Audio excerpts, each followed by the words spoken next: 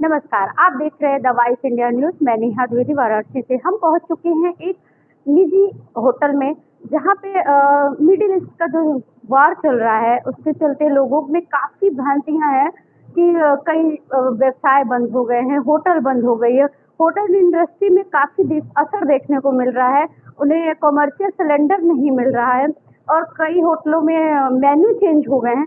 हम इसी की जानकारी लेने और इसी की पड़ताल करने हम पहुंच चुके हैं कैंटोनमेंट के स्थित एक निजी होटल में।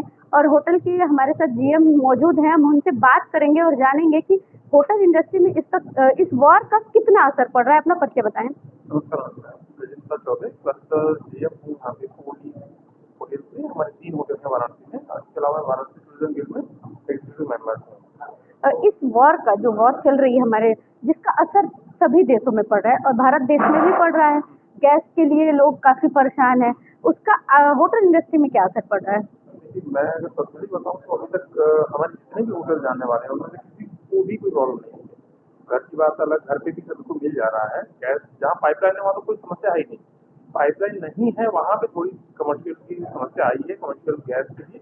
लेकिन अगर वो अवेयर हैं, अगर वो बुकिंग कर रहे हैं तो वो चीज़ें मिल रही है। अगर आप टाइमली, पहले क्या होता था कि आदमी जाता था तुरंत लेके आ जाता था, कॉल करता था उसको तुरंत अवेलेबल हो जाता था। आज की डेट में आपको बुकिंग करना पड़ता है, सिस्टम से चलना है। अगर आप सिस्टम से चल रहे हैं तो चीज़ें चीज़ें मिल रही हैं।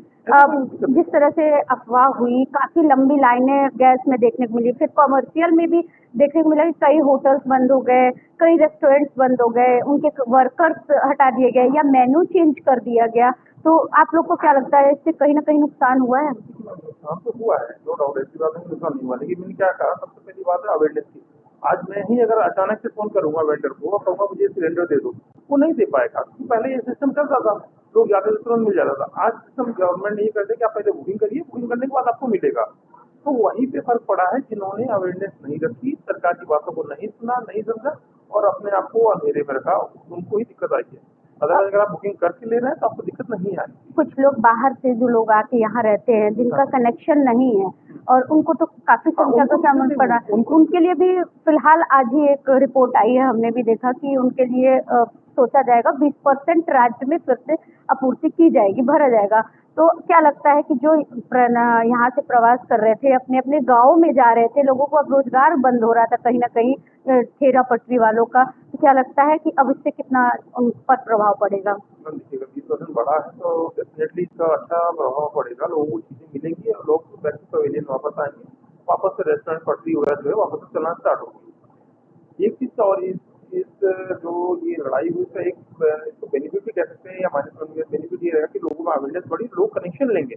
पहले लोगों ने कनेक्शन नहीं लिए थे, या किसी ने 5-5 कनेक्शन ले रखे थे, एक ही कहते थे 5-5 कनेक्शन थे, या किसी कनेक्शन ही नहीं, कनेक्शन नहीं थे, सिलेंडर नहीं मिला, तो सरकार ने जागरूकता लाई और जागरूकता लाने के बाद लोग कनेक्शन ले रहे हैं। कनेक्शन लेने का फायदा ये होगा कि आगे अगर कभी इस तरह का कुछ भी होता है तो उन्हें इसका नुकसान नहीं उठाना पड़ेगा।